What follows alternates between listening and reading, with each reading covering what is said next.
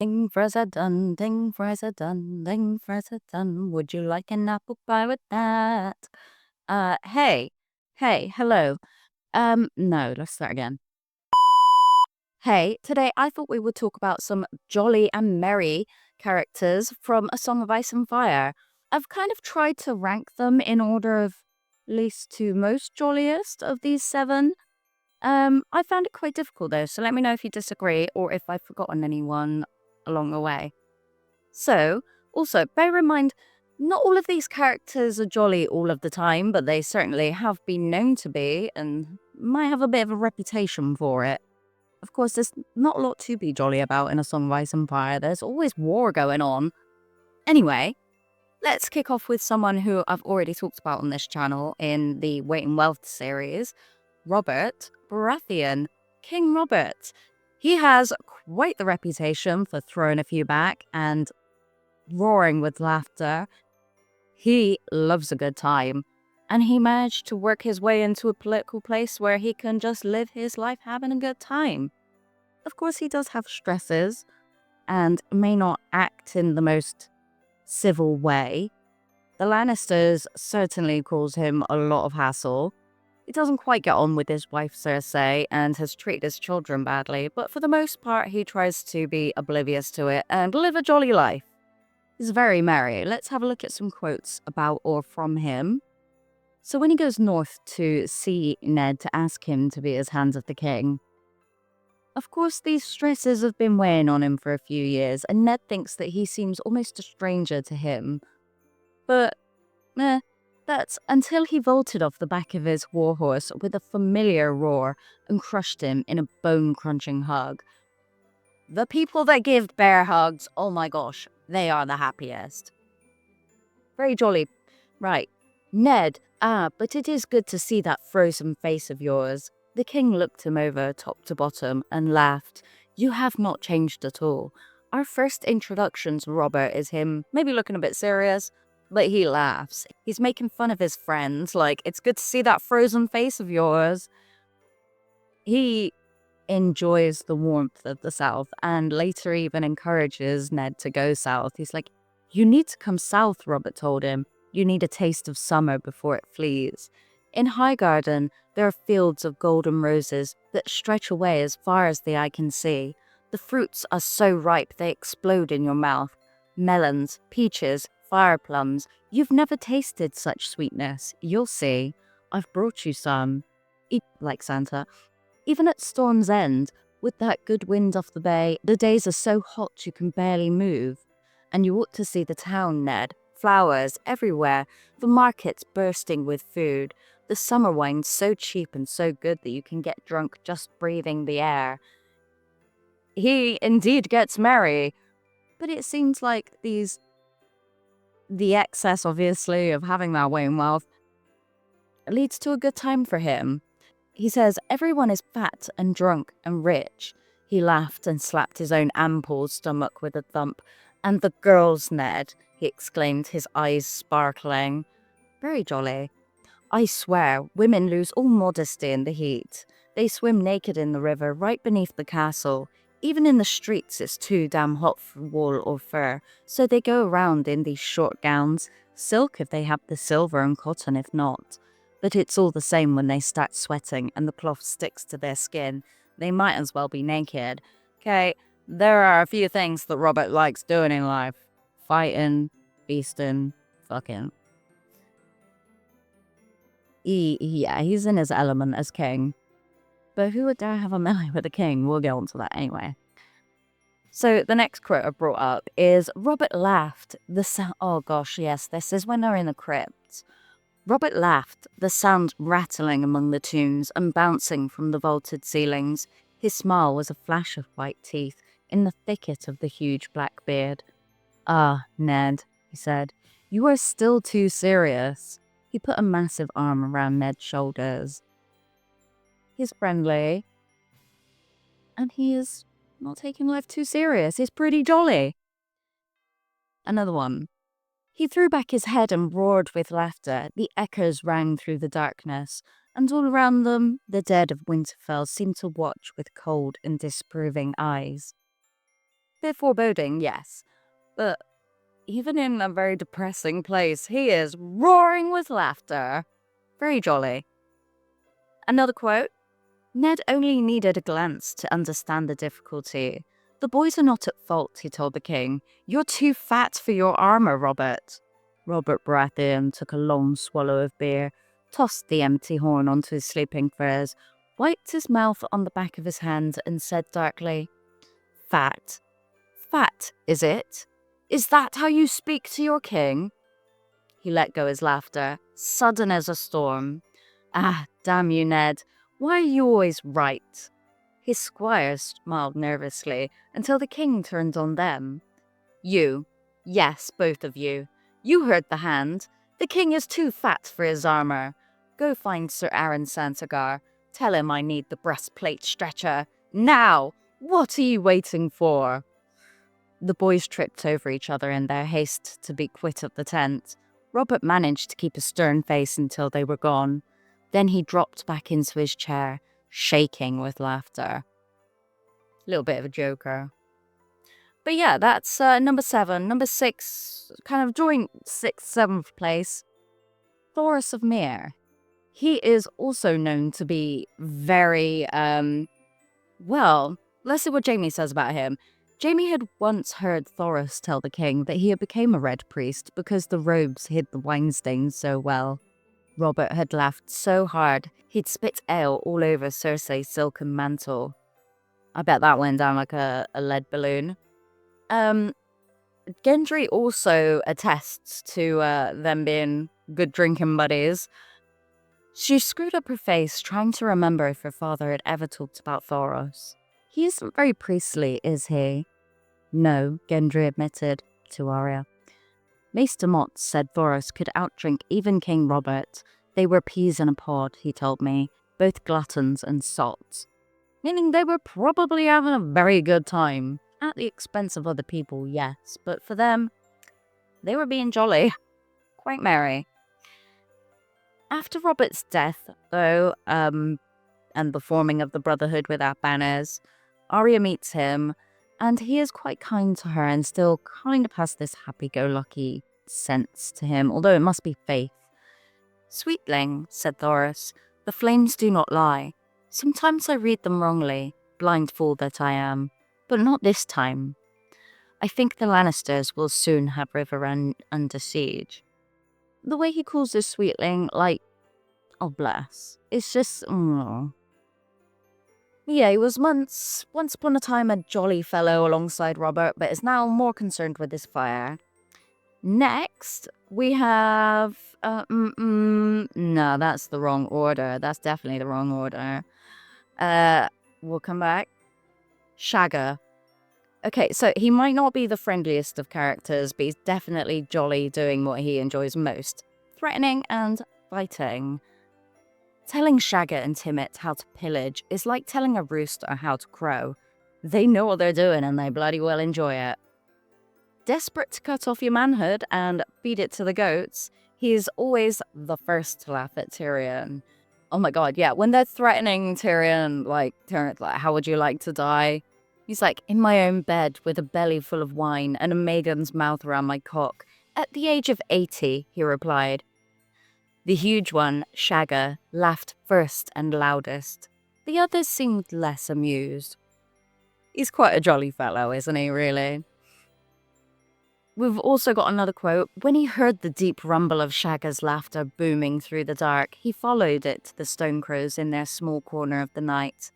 He laughs a lot, having a merry good time. In the West, they call that a traitor's moon. Try not to get too drunk tonight. You know, being merry and jolly kind of going hand in hand. Try not to get too drunk tonight and see that your axe is sharp. A Stonecrow's axe is always sharp, and Shagga's axes are sharpest of all. Once I cut off a man's head, but he did not know it until he tried to brush his hair. Then it fell off. Is that why you never brush yours? The Stonecrows roared and stamped their feet. Shagga, who is the butt of the joke, hooting loudest of all. Is a good one. maybe he is so jolly because Tyrion lets him get pissed. There's another quote, Shagga mislikes your muddy water here, so he must drink your weak ale and sour wine, and after, his head hurts. Poor Shagga. He's definitely, very jolly, and because he's not king, he's not tied down to these things, or with Thoros and his faith, Robert and the Lannisters, he's quite free, he's quite jolly. Going on to the next jolly character, though, we have Wyman Manderly. One of the first things we hear from Wyman is a self-deprecating joke about his weight.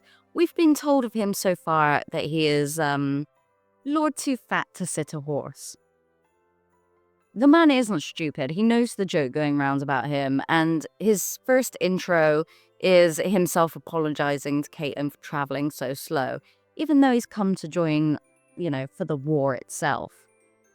If I had thought to see war again in my lifetime, I should have eaten a few less eels. He knows he's fat, and it might not be very good for him. But he's making a joke. He's making a joke. We're starting. I really like Wyman, and we see him from Bran's point of view as quite friendly, excusing the little prince for being late. Why, no prince is ever late, the Lord of White Harbour responded amiably. Those who arrived before him have come early, that's all. Wyman Manderly had a great booming laugh. There's that jolly merry laugh again. He likes to be kind. He makes a little bit of a joke. A booming laugh, though. Who is this guy? Santa? He comes across as so kind and understanding in this moment, and he's quite jolly in tense circumstances. Actually, when he arrives at Winterfell, it's like he is Santa. He brings musicians to their hall, which creates a jollier atmosphere, and he also brings a hell of a lot of treats. Lord Wyman had brought 20 casks of fish from White Harbour, packed in salt and seaweed, white fish and winkles, crabs and mussels, clams, herring, cod, salmon, lobster and lampreys. There was black bread and honey cakes and oaten biscuits. There were turnips and peas and beets, beans and squash and huge red onions. There were baked apples and berry tarts, and pears poached in strong wine. Wheels of white cheese were sat at every table. Fucking hell. Above and below the salt, and the flagons of hot spice wine and chilled autumn ale were passed up and down the tables. This guy he brings food because it's like, look, I'm a difficult eater myself. So if I'm going somewhere, I'll take food that I know I'm going to eat because I don't want to be in a position on other people. This guy, he knows when he travels, he's going to need feeding. So he brings the feast along with him. But yeah, very generous. It's for everyone as well, not just for Wyman. He likes to have a good time with the musicians. It's very jolly. Funnily enough, he actually describes his son Wendell as jolly. Or if the lady fancies a younger lad, well, my son Wendell is unwed as well. He is off south guarding Lady Caitlin, but no doubt he will wish to take a bride on his return. A valiant boy, and jolly. Just the man to teach her to laugh again, eh? He wiped a bit of grease off his chin with the sleeve of his tunic.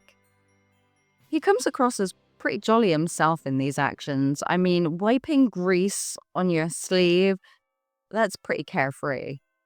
Although, saying that, once the war gets into full swing, he's much more serious after the Red Wedding and playing his part with the Freys and then the Boltons, until we get some cracking lines later on from him.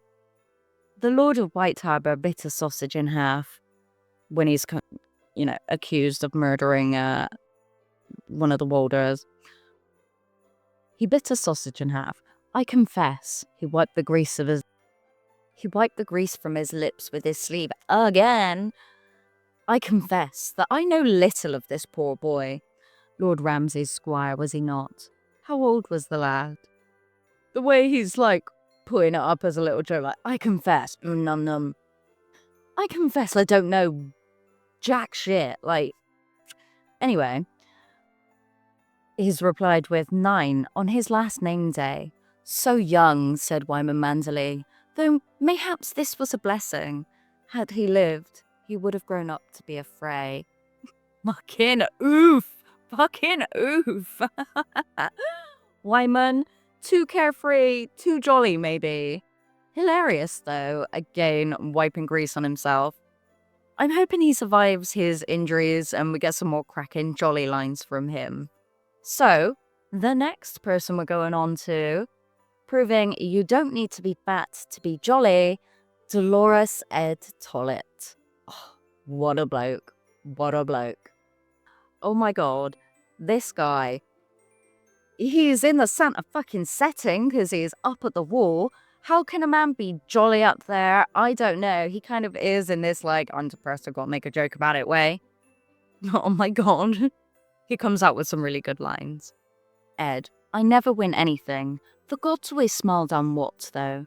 When the wildlings knocked him off the Bridge of Skulls, somehow he landed in a nice deep pool of water. How lucky was that, missing all those rocks? Gren says to him, was it a long fall? Did landing in the pool of water save his life? But Edd says, no, he was dead already from the axe in his head. Still, it was pretty lucky, missing those rocks. And you joker. Oh, yeah, it's funny. He also says, there are worse ways to die than warm and drunk. I knew a brother who drowned himself in wine once. It was a poor vintage, though, and his corpse did not improve it. Oh my god, making a joke, like, as if he... Oh my god, would they do that? Would they still drink, like, would they be that desperate to drink from the wine even though I had a corpse in it? I don't know. Dark humor, though, Edd. Funny. Another one from Edd. Once they figure out a way to work a dead horse, we'll be next. Likely, I'll be the first too. Edd, they'll say, dying's no excuse for laying down no more, so get on up and take this spear. You've got the watch tonight. Well, I shouldn't be so gloomy. Might be I'll die before they work it out. He tries not to be gloomy. In very serious circumstances with the wildlings attacking the wall and this whole others discovery thing going on. Oh my god. But yeah, with going on to how he talks about the dead are likely dull fellows, full of tedious complaints. The ground's too cold. My gravestone should be larger. Why does he get more worms than I do? And this guy, he is jolly. This is why he's going up in like the number 3 spot, because he is jolly even in the worst of places, really. Next, we have Tormund. So Tormund is like the happiest guy living north of the wall, I swear. And he's got the self-confidence only a wildling could have. Every other sentence starts or finishes with a har. Like, he's a jolly fellow, and he has some great quotes. Har, Tormund spat. Well, I stepped in that, he grinned at Jon. See, lad, that's why he's king and I'm not. I can outdrink, outfight, and outsing him. And my member's thrice the size of his. But Mance has cunning. I'm always bragging about how big his dick is. But yeah, jolly. He likes to make a joke of himself. He also takes the piss out of Jon when they're walking. So, the girl called when she saw him. Do you believe us now, Jon Snow? Did you see the giants on their mammoths? Har, shouted Tormund, before Jon could reply. The crow's in love. He means to marry one. A giantess? Longspear Reich laughed. No, a mammoth, Tormund bellowed. Har! I also love that he laughs at his own jokes. He is funny and jolly. And he's living beyond, like, one of the worst places. He's literally, like, is there a worse place to live than beyond the wall? Pure Santa territory, you know, the coldest. Anyway, he was not tall man, Tormund Giantsbane, but the gods had given him a broad chest and a massive belly. Mance Rayder had named him Tormund Hornblower for the power of his lungs. It was wont to say that Tormund could laugh the snow off mountain tops. Very jolly. I like him. Right, we are at our number 1 spot, and you might call it a cop-out. but it's Hodor. He is just happy to be here. He has a good old little relationship with Osha when they're at Winterfell. You know, he gets on well with the kids. He gets on well with everyone. Everyone loves Hodor. We can't come up with any points from him because there's like, Hodor. That's a good joke, Hodor. They say ignorance is bliss, right? Maybe that's the case.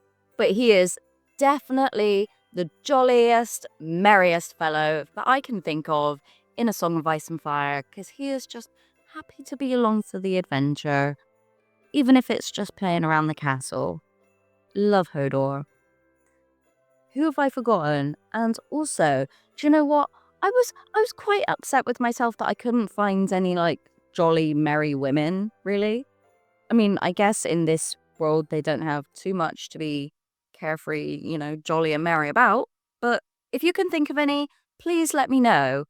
And of course, have a lovely festive time this year, whatever you're doing, whatever your faith may be, even if it's R'hllor.